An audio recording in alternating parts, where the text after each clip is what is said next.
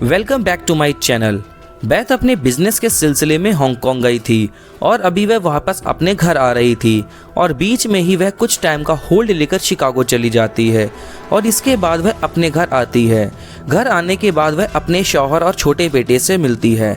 6 साल का क्लार्क इसके पहले शौहर का बेटा था। एक दिन अचानक बैथ बीमार हो जाती है। अगले दिन इसको सीजर्स आने लगते हैं और मिच इसको अस्पताल लेकर जाता है। वहाँ इसकी डेथ हो जाती है। डॉक्टर को इसकी बीमारी की वजह समझ नहीं आती। पूरी दुनिया में लोग बीमार होते जा रहे थे। यहाँ मिच घर आता है तो इसे पता चलता है कि क्लार्क की भी डेथ हो चुकी है। वह 911 पे कॉल करता है और मिच को आइसोलेशन रूम में लेकर जाते हैं। पूरी दुनिया के लोग आहिस्ता आहिस्ता मरने लगते हैं और न्यूज़ में हम देखते हैं कि कोई नई बीमारी आई है। यूएस की सीटीसी डिपार्टमेंट के डॉक्टर को हम इस बीमारी के बारे में बात करते हुए देखते हैं। डॉक्टर एरिन को शहर जाना पड़ता है ताकि इस इन्फेक्शन को वह रोक सके। कुछ घंटे के बाद वह इस शहर में पहुंच जाती हैं और मिच से मिलती हैं और वह बैथ के बारे में पूछती हैं कि वह हांगकांग क्या करने गई थी। वह मिच से पूछते हैं कि यह शिकागो में क्यों रुकी थी और वहीं से मिच को पता चलता है कि शायद बैथ अपने पुराने दोस्तों से मिलने गई थी और वो इससे चीट कर रही थी। यहाँ पर मिच का ब्लड टेस्ट करते हैं। इसे कोई भी इन्फेक्शन नहीं होता क्योंकि इसका इम्यून सिस्टम बहुत स्ट्रॉन्ग था।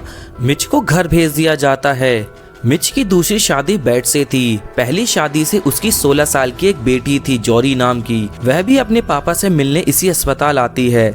मिच को टेंशन होती है कि अभी यह इस शहर में आई है, इससे भी कोई इन्फेक्शन हो सकता है, इसलिए वह अपनी बेटी को लेकर घर चला जाता है। अचानक यह वायरस यूएस में आ गया है। इसका खतरा देखते हुए होमलैंड सिक्योरिटी के लोग डॉक्टर एलाइज से मिलने आते हैं। इन्हें लगता है कि यह डिजीज एक बायो वेपन है जो जानबूझकर रिलीज किया गया है बड़े बड़े मुल्कों को टारगेट करने के लिए और कोई इंटरनेशनल टेररिस्ट ऑर्गेनाइजेशन इसे इन्वॉल्व है। और दूसरी तरफ डॉक्टर और एरिन हांगकांग ट्रेवल करती हैं ताकि वह जान सके कि बैथ कहाँ गई थी और कैसे इसके जरिए यह वायरस फैला है। इस रिसर्च के दौरान पता चलता है कि यह वायरस सुअर और चमगादड़ के जेनेटिक मटेरियल से बना है और लोग वायरस पर स्टडी कर रहे हैं ताकि कोई वैक्सीन तैयार हो सके। अभी तक इस पर कोई भी काम नहीं हो पा रहा है क्योंकि जिस भी सेल में से इस वायरस को डालते हैं वह कुछ ही देर में मर जाता है और अभी तक 8 मिलियन लोग इन्फेक्टेड हुए थे। इस वायरस से हर 12 आदमी में से एक को यह इन्फेक्शन होने का खतरा था। उनके बचने के चांसेस 25 से 30% ही थे।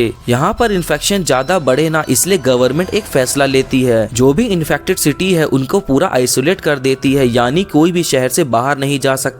21वां दिन था और यहाँ पर सीडीसी के डॉक्टर एलाइस को ईमेल आता है जिससे इनको पता चलता है MEV वायरस जो कि इस ओरिजिन अफ्रीका से आया है और यह HIV से भी ज्यादा डेडली वायरस है। इनकी रिसर्च चल रही थी, अलग अलग सैंपल की वैक्सीन बन रही थी और बंदरों के ऊपर टेस्ट कर रहे थे, मगर यहाँ पर इनको कामयाबी नहीं मिलती।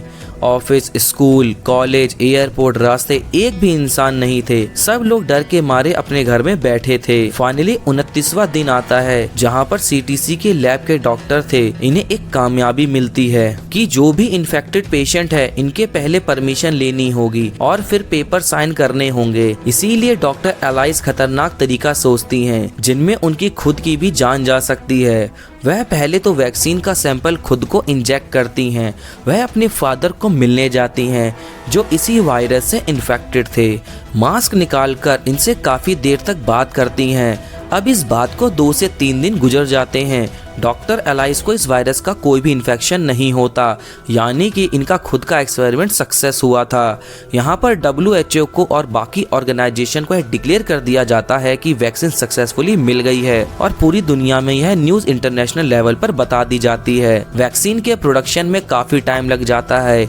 इतने ज़्यादा लोग होते हैं कि इसकी वजह से US गवर्नमेंट एक लॉटरी सिस्टम निकालती है कि जिसका बर्थ डेट नंबर इसमें आएगा उसी को वैक्सीन मिलेगी, पर यह लॉटरी वापस 3 महीने बाद आएगी।